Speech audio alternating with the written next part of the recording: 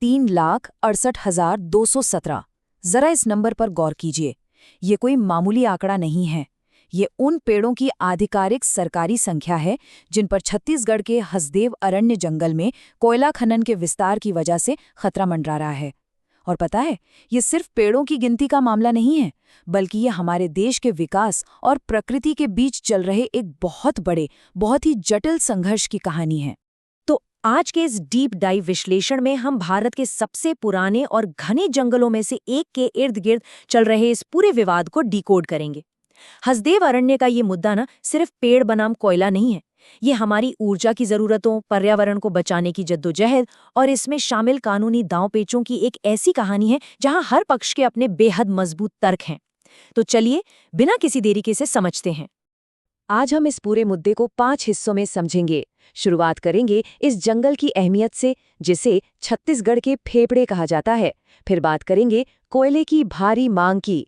उसके बाद सहमति विवाद, अदालत का कानूनी फैसला और आखिर में देखेंगे कि आज वहां जमीन पर असल में क्या हो रहा है।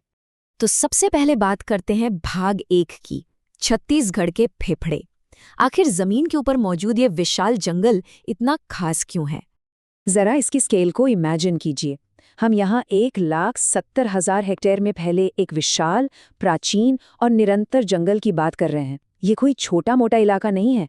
ये जंगल हसदेव बांगो रिजर्वायर के लिए एक अहम कैचमेंट एरिया यानी जल ग्रहण क्षेत्र का काम करता है, जो लाखों हेक्टेयर खेतों की सिंचाई करता है।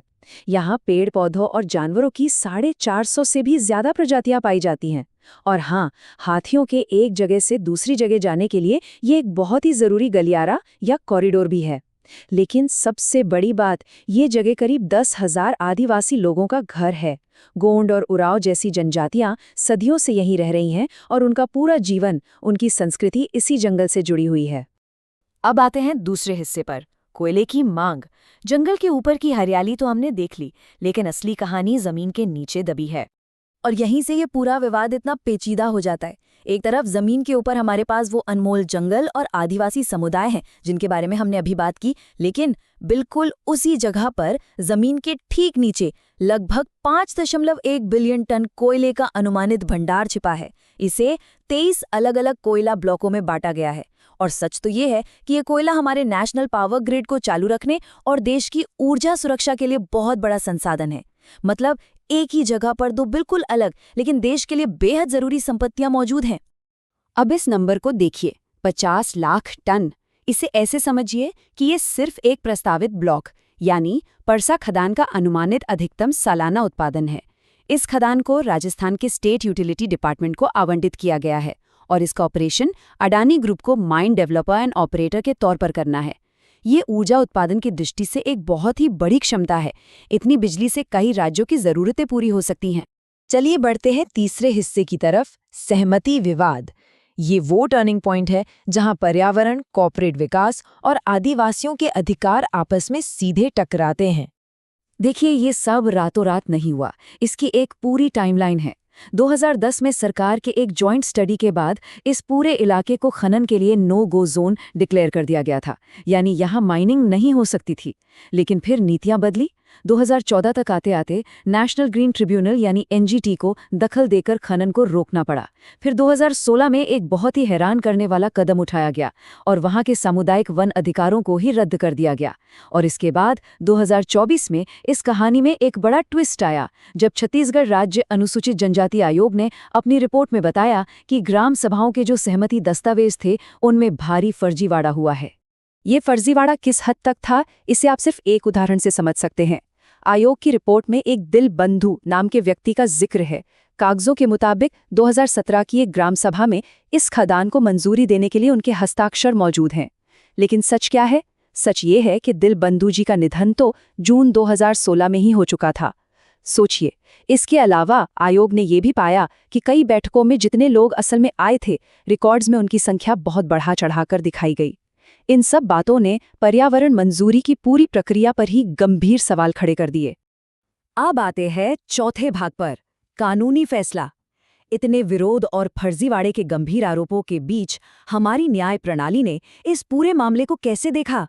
छत्तीसगढ़ हाईकोर्ट ने ग्राम सभाओं और एक्टिविस्ट्स की याचिकाओं को खारिज कर दिया। और उन्होंने बिल्कुल स्पष्ट शब्दों में कहा, और मैं यहाँ कोट कर रहा हूँ, खनिज राज्य में निहित हैं और वन अधिकार अधिनियम भूमिगत संसाधनों में स्वामित्व अधिकार नहीं बनाता है। आसान भाषा में समझे तो कोर्ट का कहना था कि जमीन के नीचे मौजूद खनिजों पर राज्य का हक है। कोर्ट ने ये भी तर्क दिया कि 2013 में जो सामुदायिक वन अधिकार दिए गए थे वो तकनीकी रूप से गलत थे, क्योंकि उस वन भूमि को माइनिंग के लिए पहले ही डाइवर्ट किया जा चुका था। अब आप सोच रहे होंगे कि इस फैसले का कानूनी आधार क्या था, तो इसके पीछे है कोयला खदान विशेष प्रावधान अधिनियम 2015। ये एक ऐसा कानून है जो कोयला ब्लॉक के आवंटन को पहले से मौजूद वन अधिकारों के ऊपर वैधानिक प्राथमिकता देता है। यानी कोर्ट के मुताबिक इस कानून के तहत एक बार अगर कोल ब्लॉक अलॉट हो गया तो पुराने वन अधिकार उसे रोक नहीं सकते, और इसी कानून के आधार पर अदालत ने ये फैसला दिया कि खनन कंपनियों का काम पूरी तरह से वैध और कानूनी है। और आखिर में हमारा 5वां और आखिरी भाग, वर्तमान वास्तविकता। कोर्टरूम से बाहर आज जमीन पर असल में हालात क्या हैं? यहाँ एक बहुत ही दिलचस्प विरोधाभास देखने को मिलता है। 2021 में हाथियों को बचाने के लिए करीब 1995 वर्ग किलोमीटर का लिमरू एलिफेंट रिजर्व घोषित किया गया था। सुनने में काफी अच्छा लगता है ना? लेकिन एक्टिविस्ट्स जिस बात पर जोर देते हैं वो ये है कि इस रिजर्व की बाउंड्री कुछ इस तरह से डिजाइन की गई कि परसा जैसे सबसे अहम कोयला ब्लॉकों को उस संरक्षित क्षेत्र के ठीक बाहर रखा जा सके। नतीजा ये हुआ कि एक बड़ा एलिफेंट रिजर्व तो बन गया, लेकिन उसने प्रस्तावित कोयला खदानों के रास्ते में कोई रुकावट नहीं डाली। और आज इन सब चीज़ों का सीधा असर हम जमीन पर देख रहे हैं। भारी पुलिस फोर्स की मौजूदगी में वहाँ हजारों पेड़ काटे जा चुके हैं। जैसे जैसे जंगल कट रहा है और हाथियों के रास्ते खत्म हो रहे हैं, वैसे वैसे इंसानों और हाथियों के बीच हिंसक टकराव भी तेजी से बढ़ रहा है। दोनों तरफ नुकसान हो रहा है, और इन सब के बीच वो आदिवासी समुदाय जो सदियों से वहां रह रहे हैं, वो अपने जल, जंगल और जमीन को बचाने के लिए आज भी लगातार धरने और शांतिपूर्ण प्रदर्शन कर रहे हैं।